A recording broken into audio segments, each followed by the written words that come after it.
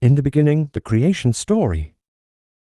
In the beginning, before time was counted, before stars filled the heavens, before mountains rose from the earth, before oceans touched the shores, there was only God.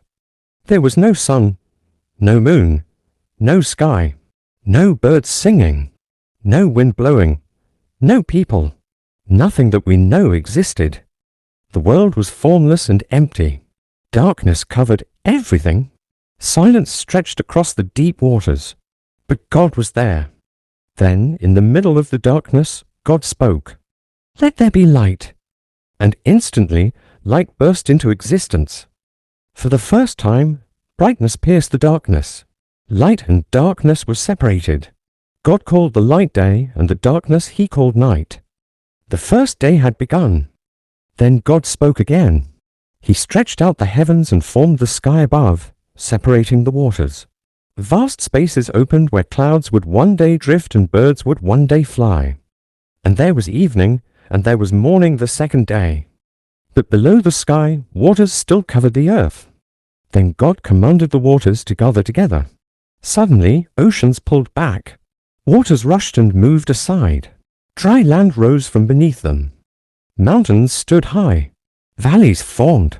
Shores appeared. God called the dry land earth, and the gathered waters he called seas. But the earth was still empty. So God spoke again. Grass spread across the ground. Flowers bloomed. Trees stretched upward. Plants bearing seeds filled the earth with color and life. The world that had once been silent and empty was beginning to awaken. This was the third day. Then God looked to the heavens, and he placed lights in the sky. The sun would rule the day. The moon would shine through the night. Countless stars filled the heavens beyond imagination.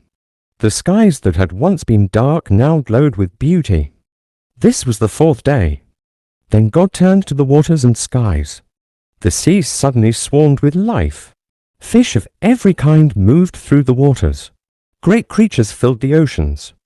Above them, birds spread their wings and flew across the sky. For the first time, songs echoed through creation. The fifth day had come, but God was not finished. He spoke once more. Animals appeared across the earth, large and small, wild and gentle. Creatures ran across plains, walked through forests, and filled the land with life. And then came something different, something special. God said, "Let us make mankind in our image." From the dust of the earth, God formed the first man, and he breathed into him the breath of life. Life entered him. The first human opened his eyes. Creation had reached its greatest moment. God saw all he had made: the light, the skies, the land, the seas, the stars, the creatures, and humanity. And God saw that it was not just good, it was very good. The sixth day was complete. Then came the seventh day. God rested from his work, not because he was tired, but because his work was complete. He blessed the seventh day and made it holy.